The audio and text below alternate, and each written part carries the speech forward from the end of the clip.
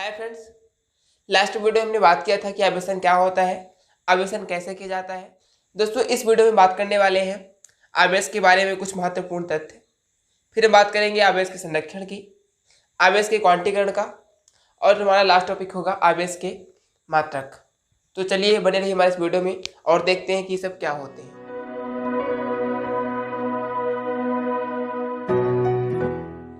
हमारा पहला टॉपिक है आवेश संबंधित तथ्य। तो जो सबसे पहला तथ्य है वो ये होता है कि जो आवेश है एक अदिश राशि है। आवेश एक अदिश राशि होता है, मतलब कि आवेश की कोई निश्चित दिशा नहीं होती। आवेश किसी भी दिशा में जा सकता है, इसलिए कहते हैं कि आवेश एक अदिश राशि है। आवेश की कोई दिशा नहीं होती। अगला जो पॉइंट है वो ये है कि आवेश एक योज्य राशि है।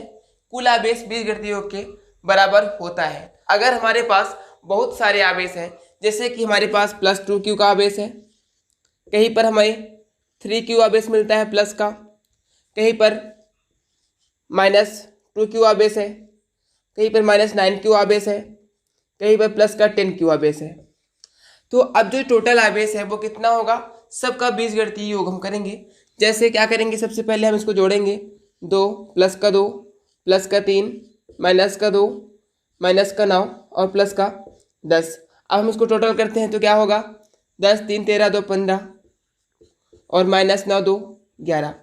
टोटल कितना आएगा, प्लस का 4, मतलब कि टोटल आवेश कितना आएगा, प्लस का 4q। इसे कहते हैं कि आवेश एक योज्य राशि है, मतलब ये जुड़ जाता है पूरी तरह से। फिर क्या हुआ कि कुल आवेश जो है वो कितना है, बीजगणितीय योग के बराबर होता है। तो ये होता है इसका दूसरा लक्षण। अब जो लास्ट पॉइंट है वो ये है कि आवेश वस्तु के वेग पर निर्भर नहीं करता। मीन्स अगर कोई वस्तु स्थिर अवस्था में है और वो कुछ टाइम बाद क्या होती है, गतिमान होती है, वस्तु का आवेश है वो क्या होगा, दोनों जगह पे बिल्कुल बराबर होगा। जो यहाँ पर होगा वही मान यहाँ पर भी होगा। आवेश जो है वो वस्तु के वेग के साथ कभी परिवर्तित नहीं होता। आवेश वस्तु के वेग पर निर्भर नहीं करता। तो ये हुआ अगला पॉइंट। अब आते हैं हम नेक्स्ट टॉपिक पे, जिसमें बात करेंगे कि आवेश के संरक्षण की। तो चलिए देखते हैं आवेश का संरक्षण। आवेश का संरक्षण, कंजर्वेशन ऑफ चार्ज। तो ये क्या होता है, तो क्या हुआ कि अगर हम कोई वस्तु, ऐसी वस्तु लेते हैं जो हमारे इस बाह्य वातावरण से बिल्कुल अलग होती है, मतलब कोई अलग से पृथक्कृत निकाय लेते हैं, क्या लेंगे, एक पृथक्कृत निकाय। पृथक्कृत निकाय क्या होता है, तो एक ऐसा सिस्टम, एक ऐसा वस्तु जो बिल्कुल इस बाह्य वातावरण से बिल्कुल अलग कर दिया जाए, मतलब कि इस वातावरण से हम बिल्कुल अलग ले जाएं उस वस्तु को, और फिर उस वस्तु में हम आवेश उत्पन्न करना चाहें या फिर उस वस्तु के आवेश को हम नष्ट करना चाहें, तो ये काम हम बिल्कुल भी नहीं कर पाएंगे। यही होता है आवेश संरक्षण का नियम।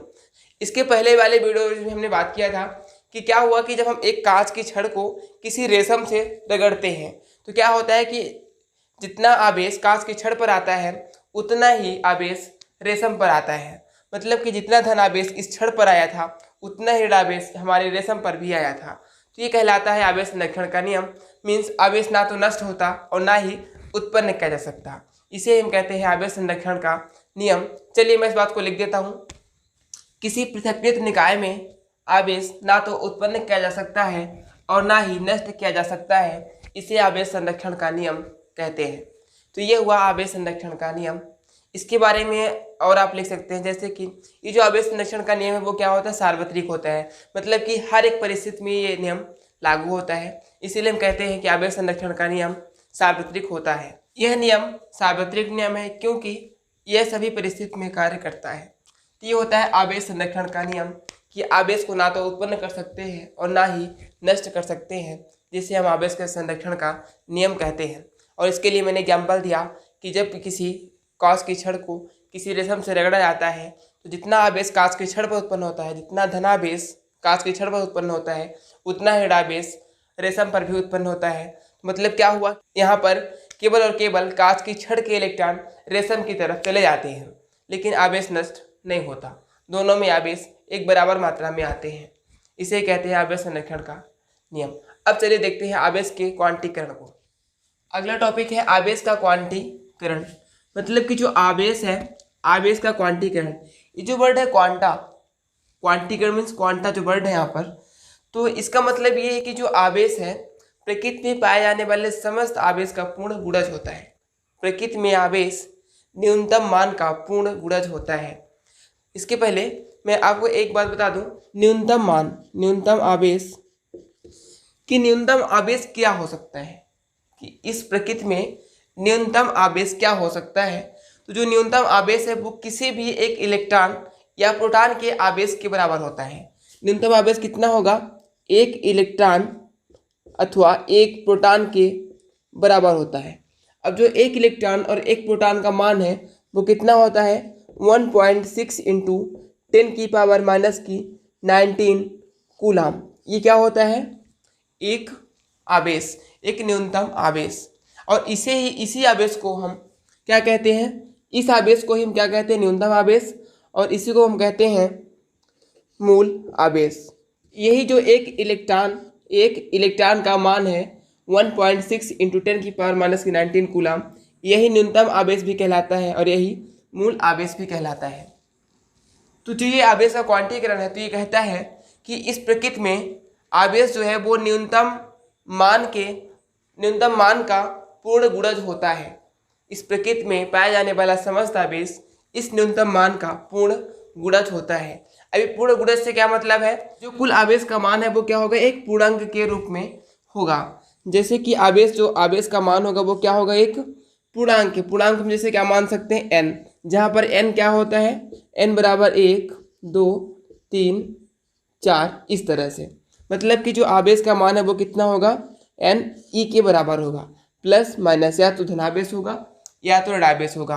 और कितना होगा, एक इलेक्ट्रॉन के मान के बराबर। एक इलेक्ट्रॉन का मान कितना होता है, 1.6 इंटू 10⁻⁻⁹ कूलाम। ये होता है एक इलेक्ट्रॉन का मान।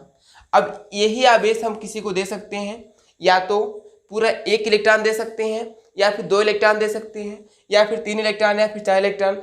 मतलब कि जब भी हम इलेक्ट्रॉन कहीं भी आवेश हम क्या करेंगे, स्थानांतरित करेंगे, तो कितना कर सकते हैं, एक पूर्णांक के रूप में, एक पूर्णांक के रूप में। कभी भी हम इलेक्ट्रॉन 1.6 अथवा 1.7 2.5 माइनस का 1.3 इस तरह के हम कभी भी शेयर नहीं कर सकते, ट्रांसफ़र नहीं कर सकते। जब भी इलेक्ट्रॉन हम किसी को शेयर करेंगे तो कितना करेंगे, एक पूर्णांक के रूप में, 1 2 3 के रूप में। तो ये होता है आवेश का क्वांटीकरण।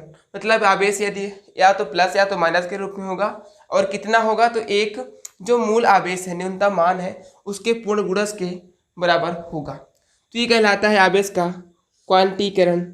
Q is equal two plus minus NE। चलिए मैं इसको हिंदी रूप में लिखता हूँ। प्रकृति में आवेश सदैव एक निश्चित न्यूनतम मान का पूर्ण गुणज होता है, अर्थात Q बराबर प्लस माइनस NE, जहाँ पर n से मतलब है कोई पूर्णांक, जैसे कि 1 2 3 4। तो ये होता है आवेश का क्वांटीकरण। अब लास्ट टॉपिक में हम बात करने वाले हैं वो है आवेश के मात्रक। तो 11th क्लास में हमने पढ़ रखा है कि धारा बराबर आवेश बट्टे समय। ये आपने पढ़ रखा था कि धारा का जो मान होता है वो कितना होता है, आवेश बट्टे समय।